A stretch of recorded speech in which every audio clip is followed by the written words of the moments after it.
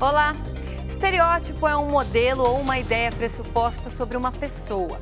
Quando se trata de gênero, os adjetivos mais atribuídos a meninas referem-se à aparência e a meninos à habilidade. Parece uma coisa simples, sem importância, mas não é. Um estudo feito em 15 países mostra que reafirmar essas características sem levar em conta a personalidade de cada um afeta diretamente a saúde física e mental de crianças e adolescentes. O bebê ainda está dentro da barriga e já é inundado por um oceano de pré-definições. É menino? Tem que usar azul, usar roupa de super-herói, ser corajoso e forte. É menina? As roupas têm frufrus e babados. É a princesinha da casa, vai ser linda e delicada. E assim, já na primeira infância, as meninas são incentivadas a brincadeiras que priorizam o cuidado com o outro e os meninos a serem fortes e corajosos, a enfrentarem o mundo. A brincadeira das crianças reflete o dia a dia adulto e é um jeito deles assimilarem o que acontece à sua volta.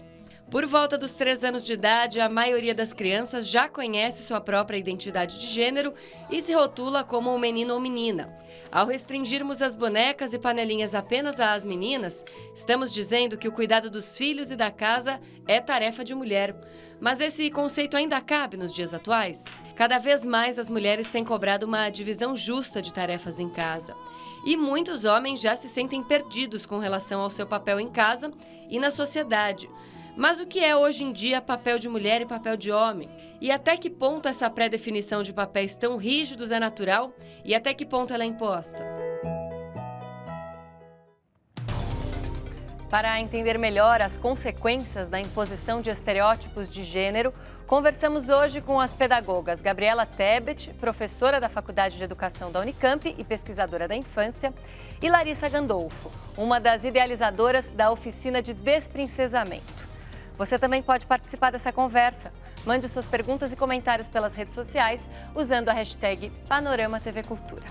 Uma boa tarde, muito obrigada pela presença das duas. Primeiro, eu queria tentar entender com vocês. Existe uma maneira de identificar se esses gostos, muitas vezes relacionados a estereótipos de gêneros, eles são imposições ou se realmente são gostos naturais da criança? Como encontrar essa distinção?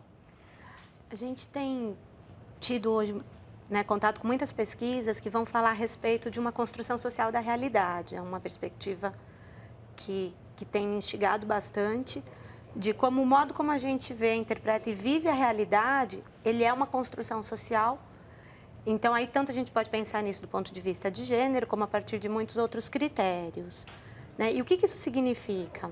Significa que a partir do modo como a gente cria as nossas expectativas em relação ao outro, esse outro tenta atender aquilo que é esperado dele. Tem uma pesquisa bastante interessante, um experimento que foi realizado, em que é solicitado de alguns adultos cuidarem de um bebê durante um pequeno tempo. Você pode ficar com esse bebê um pouquinho? E aí tem um tapete com vários brinquedos e o menino está vestido com uma roupa rosa. E a menina está vestida com uma roupa azul. E o que a gente observa nesse experimento é que quando você dá um bebê com uma roupa rosa para um adulto cuidar um pouco, ele pega os bichinhos de pelúcia, os bichinhos fofinhos, pega as bonecas, fala, você gosta dessa boneca? E quando você dá um bebê com uma roupa azul para um adulto cuidar um pouco, imediatamente ele pega o avião, ele pega o carrinho, ele pega brinquedos de encaixe que estimulam muito mais essa experimentação do pensamento abstrato do que com um bebê que está com a roupa cor-de-rosa. E aí, quando no final desse experimento, então é dito para o adulto, tipo, você estava, na verdade, não era uma menina, era um menino, ou não era um menino, era uma menina, os adultos sempre ficam muito embaraçados. Mas é que eu brinquei com ele assim porque achei e tal, nossa, que coisa. E a pergunta é, você teria brincado do mesmo jeito, se você soubesse que não era esse gênero que você imaginava? Então, a gente muitas vezes acha que algumas ações são naturais, mas a gente não percebe o nosso papel no cotidiano das oportunidades que a gente oferece, das expectativas que a gente cria em relação às crianças. Oferecer oportunidades diferentes é justamente a proposta desse projeto da Oficina de Desprincesamento. Explica pra gente por que vocês tiveram essa ideia e como tem sido aí esses 2 anos de experiência de vocês. A nossa ideia principal era apresentar diferentes modelos do feminino para as meninas. Então, a nossa percepção é que esse modelo da princesa, que é apresentado como um modelo natural, então acho que uma grande confusão que existe entre o que é socialmente aceito ser natural, né? As pessoas não têm muita clareza disso. Todo mundo faz, então é natural. Não, natural é o que é da natureza. E não existe nenhuma princesa na natureza, não é próprio nosso. Isso é uma construção social, né, do nosso tempo, do nosso jeito de viver. E a ideia era mostrar que esse modelo da princesa é um modelo que vai privilegiar a questão da aparência, da beleza, da delicadeza, que põe a menina muitas vezes numa situação de ser salva, de fragilidade. E essa fragilidade, né, que faz parte do que se pensa sobre a mulher, no geral, no Brasil, acaba colocando a menina numa situação de vulnerabilidade. Ela pode ficar numa situação em que ela não consiga se defender de uma situação de violência, ou que ela possa acreditar que ela tem que ser bonita, ela tem que servir ao outro, ela tem que encontrar o par perfeito, o príncipe encantado, sendo que ela, como nação humana, tem infinitas possibilidades de escolha e não apenas essa. Bom, estamos aqui numa conversa de adultos, vamos ouvir o que as crianças têm para dizer. Existem brincadeiras típicas de meninos e de meninas? E as cores, algumas delas são mais próprias para elas ou para eles? A repórter Eloá Orazen ouviu alguns meninos na cidade de São Paulo. Veja as respostas. Menina não pode brincar do quê? De nada. Menina não pode brincar? Não. Por quê? Por que não? E qual que é a cor de menina? Rosa. E de menino? Verde. E você acha que tem algumas brincadeiras que as meninas não deveriam brincar? De bola. Bola. Elas não deviam jogar bola? Por quê? Porque é mais pra menino. Tem alguma brincadeira que você prefere que as meninas não participem com você? Sim. Qual? Jogar videogame. Por que as meninas não podem jogar com você? Que eu não tenho jogo de menina? E tem cor que menino não pode usar? Uma cor que você não usa porque é de menina? Rosa, às vezes sim, às vezes não, mas rosa não. Tem cor que você não usa porque é cor de menina? Tem. Qual? Vermelho de spray de cabelo. O que você mais gosta de brincar? Jogar bola, andar de bike, surfar. E Thiago, você acha que tem brincadeiras que meninas não podem ou não deveriam brincar? Não, eu acho que tudo é pros dois, né? Não tem um pra cada um. Todo mundo pode brincar do que quiser. Então você usa rosa numa boa também? Uhum. Não tem problema nenhum? Não, sem problema nenhum. O que você acha dessas pessoas que ainda falam, ai, menina pode isso, menino não pode aquilo? É que elas falam, mas não tem motivo porque elas falam isso, né? Então tem que pensar só às vezes. Bom, vou aproveitar aqui para ler uma mensagem que o João Oliveira mandou pelo Facebook. Ele diz que ele acha que os estereótipos de gênero não influenciam a forma como meninos e meninas pensam. Criança não tem o discernimento de como vai se comportar ou sentir. Elas querem mais é brincar e se divertir. Mas a gente acabou de ver aqui nos depoimentos dessas crianças que eles mesmos, muito por causa de discursos que eles acabam reproduzindo, se distanciam, se afastam, se separam das crianças e acabam não tendo aquela convivência que é tão importante, né? A gente tem uma contadora de histórias que eu gosto muito, nigeriana, que é a Chimamanda Adichie. Ela tem alguns livros a respeito de feminismo e ela tem uma palestra que ela questiona a gente sobre os perigos da história única, uma palestra muito bacana que eu recomendo. E acho que é bem isso que ela traz para a gente. Ela não está falando de infância, mas tem a ver com o que a gente está pensando nesse momento. Porque ela diz o seguinte, os perigos da história única é que a gente só vê um pedacinho da verdade. Então, não é que é uma mentira, mas quando você reproduz sempre o mesmo discurso, você não permite que as pessoas pensem que outros discursos poderiam existir. Então, quando eu digo sempre para um menino, no final de semana, hoje nós vamos jogar bola, hoje nós vamos jogar bola, hoje nós vamos jogar bola, a gente também não está permitindo para esse menino pensar em outras brincadeiras que ele poderia viver.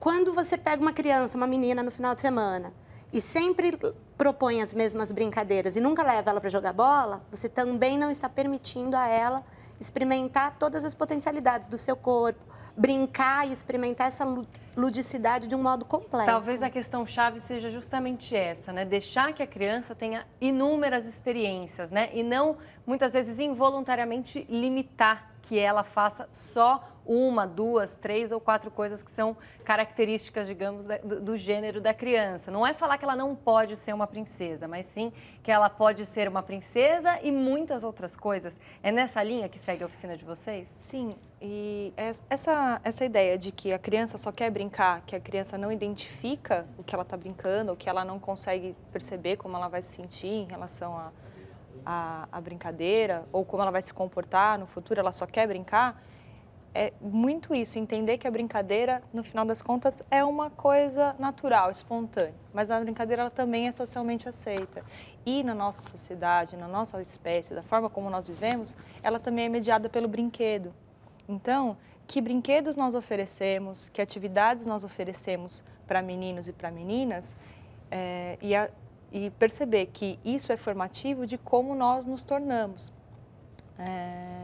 Quando nós oferecemos uma panela, né? A panela é bem simbólica, né, dessa ideia. Oferecer uma panela para uma criança é dizer que a nossa espécie, né, a brincadeira simbólica, a nossa espécie cozinha para se alimentar. Então, a brincadeira que ela vai imitando os outros adultos, o que ela vai percebendo, ela vai ali sendo um pouco inserida na nossa espécie. Mas quando nós oferecemos a panela apenas para o gênero feminino, apenas para a mulher, apenas para a menina, o que nós dizemos com isso é que essa é uma tarefa apenas feminina. E aí todos na nossa espécie precisam se alimentar, todo mundo precisa comer e todo mundo precisa comer comida cozida. Mas se isso é uma tarefa apenas de 50% dos seres humanos, significa que esses 50% dos seres humanos têm que servir os outros 50%. Então, o problema, né, dessas brincadeiras únicas, né, dessas narrativas únicas, é o que elas formam ao longo do tempo. Naquele momento, a criança quer só brincar mesmo. Mas o que ela está aprendendo com aquela brincadeira? Brincar não é apenas brincar. Brincar também é se inserir no contexto social. A brincadeira, muitas vezes, ela tem esse papel de ser também uma forma de registro da criança do que ela está percebendo do mundo em que ela vive. Então, é a partir da brincadeira que a criança mostra o que ela está percebendo, ela cria a partir dos elementos da sua cultura. A gente tem aqui uma pergunta que veio pelo Twitter da Marina Paulista. Ela quer saber, então, como conversar com as crianças sobre esses padrões de gênero. A conversa para as crianças assim, sobre o que é ser menino, o que é ser menina, apenas da convivência com homens, com mulheres, as crianças elas vão identificando as diferenças.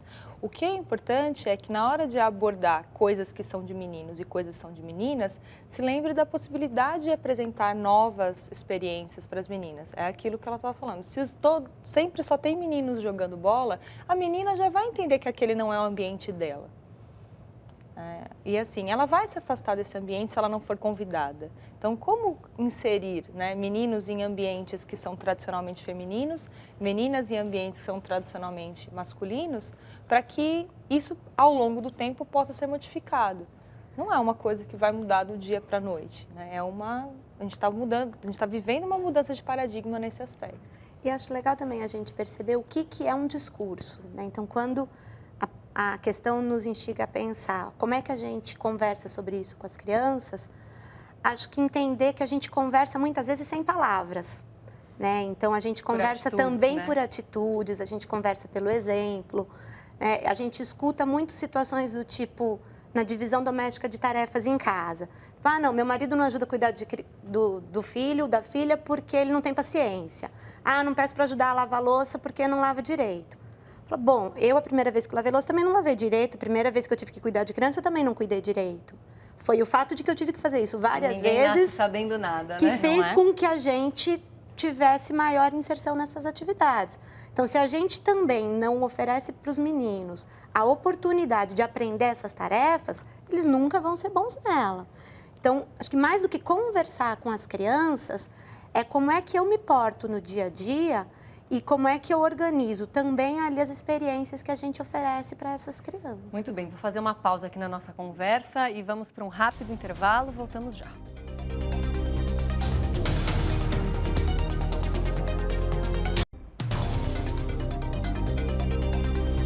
já estamos de volta com o Panorama. Hoje falamos sobre os estereótipos de gênero transmitidos às crianças com as pedagogas Gabriela Tebet e Larissa Gandolfo. Continue participando dessa conversa, mande suas perguntas e comentários pelas redes sociais usando a hashtag Panorama TV Cultura. Rosa é cor de menina, carrinho é brinquedo de menino. Frases como essa serviram de base para uma pesquisa feita com 450 crianças e adolescentes de 10 a 14 anos em 15 países. O objetivo era entender como diferentes países e culturas lidam com a imagem de papéis femininos e masculinos. A conclusão foi que os rótulos tradicionais de gênero continuam de pé em pleno século XXI, mas aos poucos, algumas famílias se esforçam para mudar esse comportamento. Com Débora, não há espaço para esse tipo de diferença. Os filhos Sofia e Iaco brincam juntos, realizam as mesmas tarefas domésticas e até dividem roupas. Resultado... Uma amiga minha pegou e falou assim: ai, Sofia, por que o que você gosta de brincar de Harry Potter, não sei o quê? Porque eu brinco de Harry Potter, de Power Rangers e de várias coisas que são classificadas de menino. E aí ela disse: nossa, por que você brinca? Ah, porque eu acho legal. E eu falei assim: não, mas tipo assim, é uma brincadeira de menino. E eu falei assim, tipo, não tem nada a ver. Se eu fosse brincar de boneca e meus amigos me criticassem, eu ia falar: e daí? O problema é meu. Não se trata de negar o que é natural em meninos e meninas, mas de acolher as diferenças. Para essa psicóloga, o discurso da igualdade de gênero deve ser reforçado durante toda a criação. Na escola seria fundamental que se discutisse os papéis sociais, né? O que é ser menino, o que é ser menina, como é que é o respeito à diversidade que existe. Essa reflexão também deve estar presente em casa. O que eu falo sempre para os dois é isso, que é importante para que eles sejam independentes. Para que eles sejam boas pessoas, para que eles saibam conviver pacificamente com todo mundo.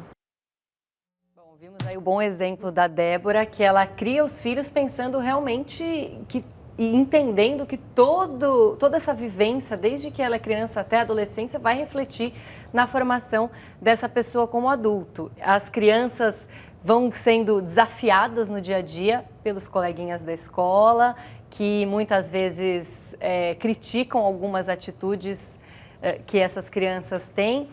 A escola também, então, precisa tratar disso, até para que não exista essa briga ou essas acusações dos coleguinhas, né? Por que falar de gênero nas escolas? Esse é um tema bem polêmico que tem aí gerado bastante discussão hoje em dia. Eu acho que a questão, mais do que por que falar de gênero na escola, é porque a gente precisa falar que não deve falar de gênero na escola, né? Então, quando a gente pensa que todas as relações sociais, elas são pautadas também por questões de gênero. E há uma confusão muito grande hoje em dia entre o que é o seu sexo, o que é você ser menino ou menina, né, uma criança, e que isso tem a ver com o biológico, com o corpo que ela tem, o que é o papel social feminino e masculino, e o que é uma condição heterossexual ou homossexual. Então, como que esse papel de gênero impacta ou não numa questão da sexualidade. Eu acho que essas confusões têm fazido emergir muitas questões que são absolutamente desnecessárias se a gente entender que ninguém vai deixar de ser homem ou deixar de ser mulher, não muda o nosso sexo porque eu tenho um comportamento X ou Y.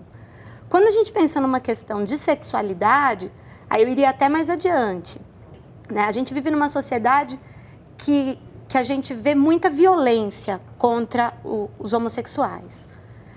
Ninguém faria uma escolha de ser homossexual numa sociedade tão excludente, tão discriminatória, tão violenta, se pudesse escolher, porque é muito mais fácil você seguir a norma.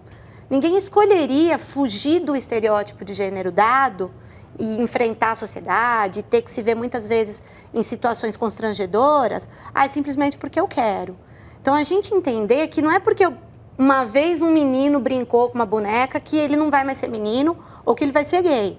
Na verdade, a gente está propondo aí repensar os papéis sociais E quando a gente repensa os papéis sociais, a gente está propondo discutir uma sociedade muito mais justa do ponto de vista de que homens e mulheres têm que poder ocupar os mesmos lugares. É bom para todo mundo, É bom né? para todo Não é bom só para as mundo. mulheres. Exatamente. É para o avanço da sociedade como um todo. É muito importante a gente entender que a gente está falando de assuntos distintos e que pensar as questões de gênero é pensar que lugares sociais mulheres e homens podem ocupar. E com isso a gente está questionando os grandes índices de violência contra a mulher, as questões das desigualdades econômicas, e que, se você perguntar de modo objetivo, todo mundo diz que é contra essas discriminações, contra essas desigualdades. Mas aí, na hora das ações práticas, continuam reforçando alguns estereótipos. Larissa. Dentro da escola, existem algumas situações corriqueiras que os educadores precisam repensar a sua própria forma de entender o gênero, de compreender, né, esses papéis sociais, para que não aconteça ali uma educação por um discurso oculto em que o professor elogia a aparência da menina e elogia a braveza ou a coragem do menino, né? No começo, né, a reportagem falava sobre isso. Como é que a gente escolhe esses elogios ou escolhe, né, o que nós entendemos como virtudes e dividimos essas virtudes em virtudes femininas e virtudes masculinas. E isso transparece muitas vezes dentro da escola. E a escola é a instituição que tem o papel de formar essa pessoa para a sociedade. E formar para a sociedade também é formar, né, esse conjunto que te identifica como homem, te identifica como mulher na sociedade. Então, são muitas as questões. Uma escola, por exemplo, que oferece aulas de futebol apenas para meninos. E as meninas, não há nem a oferta desse tipo de aula. Nesse horário ela tem que fazer balé. Só para as meninas. O menino que vai para o balé, ou que quer fazer balé, é orientado a ir para o futebol. A gente está falando sobre a limitação, que muitos desses adjetivos que são vistos como elogios, essa limitação que é causada na vida das meninas, mas tem um trauma muito grande para os meninos também. Sim. Por exemplo, com aquela frase, né? Menino não pode chorar, né? Não pode demonstrar seus sentimentos, tem que sempre ser forte. Não pode levar desaforo para casa. Tem que ser briguento, né, nesse sentido. Sim. E aí você, de repente, um garoto que não tem esse ímpeto, ou que a gente está educando de um jeito num espaço, então a família está educando de um jeito, e daí na escola o outro colega traz uma outra educação para confrontar, e esse menino muitas vezes também fica ali assim, puxa, mas se em casa minha mãe sempre falou que eu posso brincar do que eu quiser. E aí chega na escola, a professora fala, não pode, os meninos vão brincar disso, as meninas vão brincar daquilo. Ou o contrário, às vezes na escola a professora está propondo uma atividade mais integrada, e aí a mãe chega e fala, escuta, como assim meu filho está brincando de boneca na escola? E esse professor, essa professora vai, né, tendo uma formação, entendendo a proposta da sua atividade, vai ter que conversar com essa família para dizer, olha, mas qual é o problema do seu filho brincar de boneca na escola? Você não quer que ele seja um bom pai? Você não quer que ele também participe das atividades de cuidado de crianças um dia? Ele não vê em casa bebê sendo cuidados? Por que ele não pode brincar disso também? A gente está recebendo bastante mensagem aqui de homens, do Heitor, do Fabiano, falando sobre essa divisão de tarefas domésticas. Eu queria propor aqui um desafio rápido para vocês, uma breve mensagem para quem está assistindo aqui ao Panorama. Uma sugestão de vocês para conseguir criar meninos e meninas sem fazer essa distinção do que pode e do que não pode ser feito. Acho que a gente pode começar se perguntando se essa regra que vale para o meu filho ou para minha filha valeria se ela fosse ou se ele fosse de outro sexo. Então, quando eu digo para o meu filho, vamos jogar futebol, eu diria isso se fosse uma menina. Quando eu digo, você tem que me ajudar a lavar a louça, eu diria independente do sexo. Né? Se a gente começar a se questionar com relação a isso, acho que a gente avança bastante. Larissa, seu comentário rápido. Pais, mães, educadores precisam escolher algumas virtudes, escolher algo que eles acreditam que seja bom. E aí pense, isso é bom para qualquer ser humano ou isso é bom apenas para uma menina ou apenas para um menino? Essas virtudes que nós escolhemos, essas narrativas que nós contamos, esses brinquedos que nós oferecemos, esses ambientes, essas histórias que essa pessoa, esse pequeno ser humano está exposto, vão ensinar essas virtudes ou qualquer outra coisa que não seja isso? Então, acho que fazer essa escolha sobre aquilo que nós queremos e nós julgamos bom para um ser humano passa muito por investigar o que está sendo oferecido para essa criança. E se isso eu quero para um ser humano ou eu quero apenas para uma menina ou para um menino. Porque gerar uma delicadeza, gerar apenas um estereótipo de beleza, de delicadeza para a menina e de força, de coragem para o menino, quando nós colocamos esse ambiente, colocamos isso na sociedade, o que a gente acaba tendo é mulheres hiperdelicadas e que se preocupam extremamente com a beleza, com a aparência, homens que são fortes, que são bravos, que lutam pelo seu lugar, mas que muitas vezes colocados juntos vai gerar um quadro de violência grande contra a mulher no Brasil, que é o que a gente tem hoje. Eu agradeço muito a participação das duas. Até uma próxima oportunidade. O Panorama chegou ao fim e volta amanhã 12h30. Agora, no encerramento, você fica com um trecho de um documentário feito para o YouTube pela Maria Farinha Filmes. Ele propõe que repensemos os elogios feitos às meninas. Obrigada pela companhia. Até amanhã. Do que as meninas são elogiadas? Delicada. De linda. Vaidosa. Princesa. Princesa. Princesa. Os meninos sempre falaram, você é corajoso, você é forte. Os meninos são mais elogiados de corajosos. Esperto. Forte. Inteligente. Inteligente. As palavras, elas têm um poder de concretizar coisas, né? Pra mim, que tem o cabelo crespo e os traços mais grossos, eu nunca fui a princesa. Uma pessoa não tem só uma qualidade, ela tem muitas. E isso a gente vai descobrindo ao longo da vida. Quando a gente fala que a mulher é bonita, ela é bonita pra continuar nesse padrão que ela tem que ser bonita pra arrumar um marido e cuidar de casa. Eu não sou princesa, não quero ser princesa. Eu poderia ser uma princesa, mas não a princesa da forma que ele queria que eu fosse.